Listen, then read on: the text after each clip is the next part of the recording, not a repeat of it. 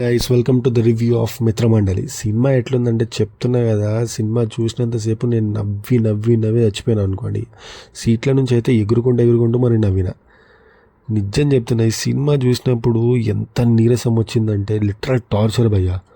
అసలు comedy cinema అని చెప్పి అడ్వర్టైజ్ చేసిండ్రు, ప్రమోషన్స్ చేసిండ్రు, కాంట్రవర్సీస్ చేసిండ్రు, ఏదేదో మాట్లాడినరు. కానీ అక్కడ కంటెంట్ లేదు, ఏం లేదు. సరే స్టోరీ లేదన్నారు సినిమాలో స్టోరీ లేదు. జాతిరత్నాలు సినిమాలా ఉంటుంది, అది ఇది అని ఏదో హైప్ ఇచ్చిండ్రు.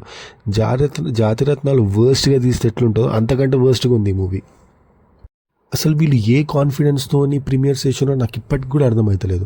అసలు ఆ సత్య వచ్చినప్పుడు కామెడీ తప్ప, ఆ కామెడీ అని కూడా అన్నాను కదా, ఏదో కొంచెం నవ్వు వస్తుంది తప్ప మిగతా అంత వేస్టే అబ్బా. నిజం చెప్తున్నా, వేస్ట్ అని అనొద్దు కానీ, వాళ్ళ కష్టాన్ని వేస్ట్ అని కించపరచలేను. కానీ మనము అమౌంట్ పెట్టి పోయి ఆ సినిమా చూసినప్పుడు మనం హ్యాపీగా ఫీల్ కాకపోతే, లేదా ఎక్స్పెక్టేషన్స్ రీచ్ కాకపోతే ఇట్లాంటి ఫ్రస్ట్రేషనే వస్తాయి. ఇప్పటికైనా సరే కానీ ఆ కాంట్రవర్సీల పైన కాకుండా, లేదు ఏదో మాట్లాడడానికి కాకుండా, పబ్లిసిటీ కాకుండా సినిమా కంటెంట్ పైన దృష్టి పెడితే, దాని తర్వాత పబ్లిసిటీ పైన కాన్సన్ట్రేషన్ పెడితే బాగుంటుంది.